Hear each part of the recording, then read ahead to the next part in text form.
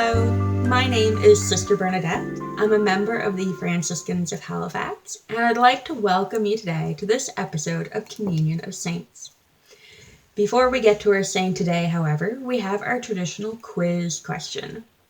Our question today is, who is considered one of the first and foremost spreaders of Catholicism in the early church? Who is considered one of the first and foremost spreaders of Catholicism in the early church? Take some time, think about it, ponder it, and let me know your thoughts in the comments below. And we'll see if you're right at the end of the video.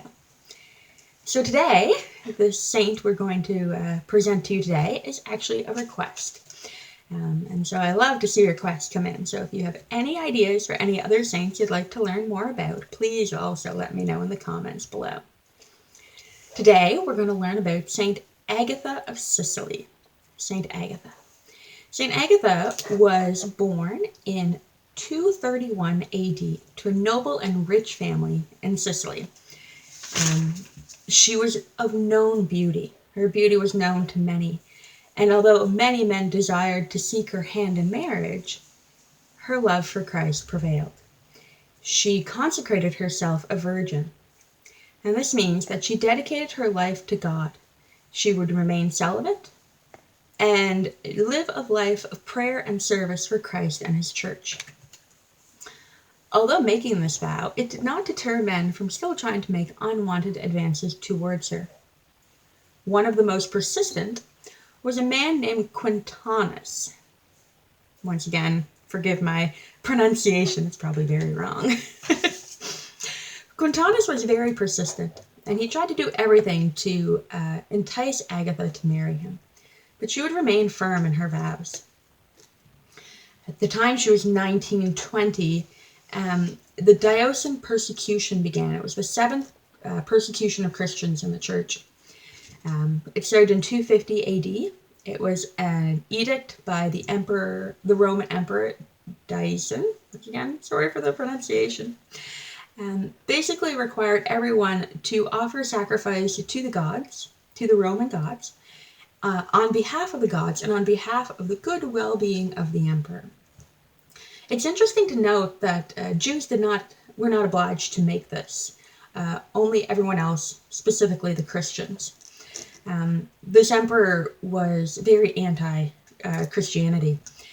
His predecessor, the Roman Emperor Philip, was a good Christian, and he hated him. He hated him immensely. And one of the things that had happened was the Roman Emperor Philip, being a good Christian and wanting to do right by the church and by God, entrusted his treasury to the Bishop Fabian at the time. And so when Philip died, and this new emperor came in, he was not as virtuous as Philip, and so he wanted to spend the treasury in a very different way. Fabian, of course, Bishop Fabian did not agree, and one of the starting murders of this persecution, deaths in this persecution, was Bishop Fabian, who he had beheaded. And so it was not very good at the time to be a Christian. And knowing this, and still desiring Agatha's hand in marriage, Quintanus brought Agatha before the judge, which was him.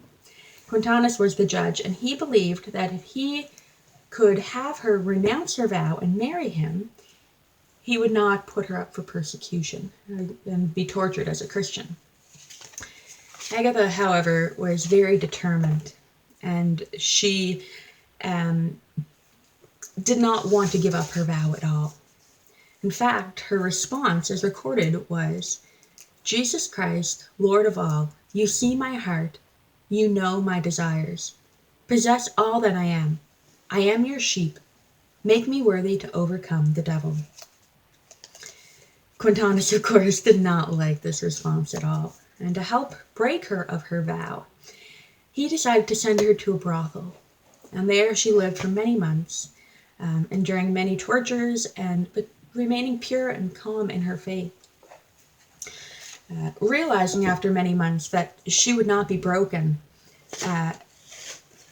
he eventually took her from the brothel and then imprisoned her actually in a prison where she was tortured.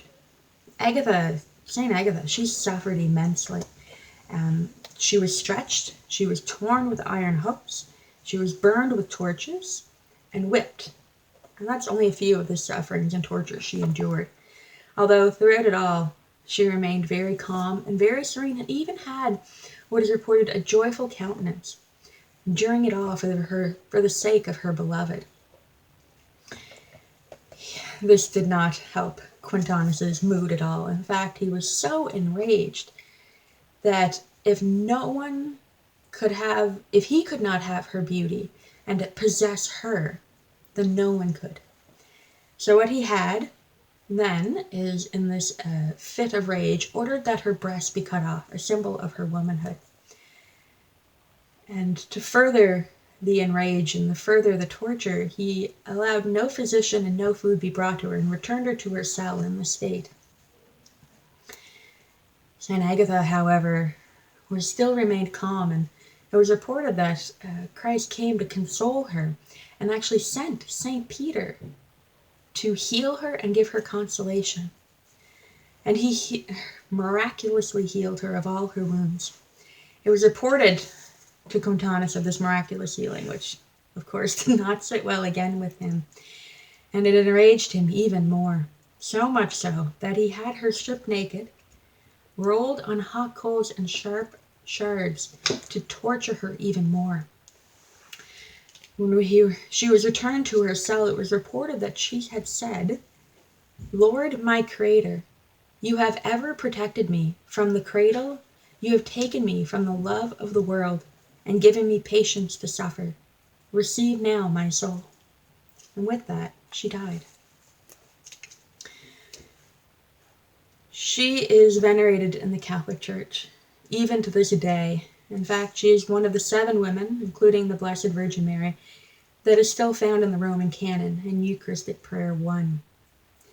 She is patron of Sicily, where she is from, of breast cancer patients, obviously, rape victims, and wet nurses. Her feast day is celebrated on February 5th. And her devotion to her began very quickly after she died. So much so, in fact, that just a year later, in Sicily, Mount Etna was erupting. And the city of Cantina, forgive my pronunciation, was in danger of being overcome by the lava from the volcano. And Christians and pagans alike ran to her tomb because her devotion had spread so much, and took the veil from her body and went and placed it before the oncoming lava. And when the lava reached the veil, it stopped, and the mountain stopped erupting, and the city was safe and saved from peril that day. And so devotion to Agatha continued to grow, and it still is today. She's a very beautiful saint who endured so much, and I can only think of how she could endure that, and how much her love of Christ and knowledge of Him sustained her, and how she truly relied on Him. And it just shows us how much that no matter what we're going through, whether it's small and trivial or something too big as to what she went through, Christ is always there with us, always there to watch over us and protect us. To maintain a serene countenance through all of that suffering could only come from knowing the love of your beloved, knowing the love of Christ. And that gives me great hope and great joy. And it encourages me, and I hope it encourages you as well, to deepen that relationship, to have that relationship with Christ, to have that intimacy with Him, so that no matter what you're facing in daily life, knowing Christ is there with you can bring you that inner peace so that you remain calm and solid and grounded in your faith. St. Agatha, for me, because of that, is such a great example and model that we can all follow. We may never be called to endure the sufferings and persecutions that she did, but we are called to remain strong in our faith and to remain grounded in that faith, and to go deeper every day in our relationship with our beloved, with Christ, who is the way, the truth, and the life, who can protect us and keep us safe and keep that interior calm in us all the time. And so I think that's a great lesson that we can learn from St. Agatha. And I thank you for suggesting me, giving me the suggestion to present St. Agatha. I knew a little bit about her story, but to hear everything she'd gone through, and she's just such a strong woman, and all of this before the age of 20. It was reported she died in 251. She was just 20 years old. We don't have to live a long life to do great things. It's always those small things with great love. Through her whole life, she would have had to have done small things with great love. Because you don't just arrive and develop a relationship with Christ and endure great suffering and persecution, unless you're given that grace. But most of us, we have to have a life of building up, of trusting and faith in God in all those steps in our lives so that we can eventually reach the point where we can endure those things for Christ if He desires it for us. And so we walk with faith, we walk with hope in this, and we ask the intercession of St. Agatha. We ask her to watch over us and give us strength and courage she had in the face of all adversaries and all adversities. And so there we have it. This is my little story that I've learned about St. Agatha.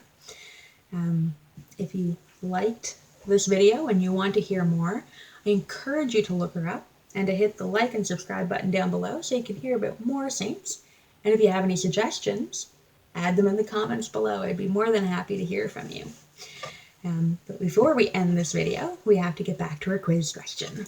So the question today was, who is considered one of the first and foremost spreaders of Catholicism in the early church? If you figured it out, it's a little bit of a contradiction, actually. It's the Roman Empire. Scholars note that Catholicism spread largely due to the fact of the Roman roads built by the Roman Empire, because they connected.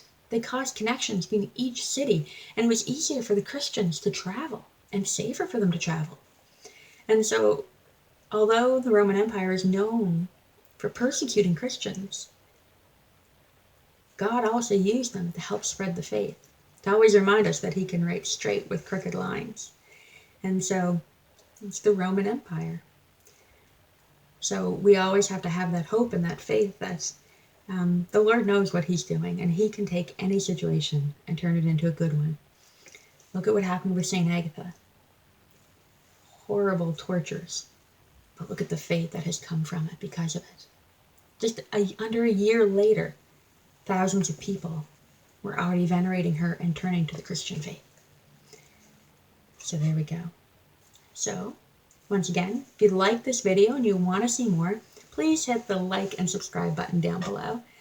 And until next time, we'll see you then. God bless.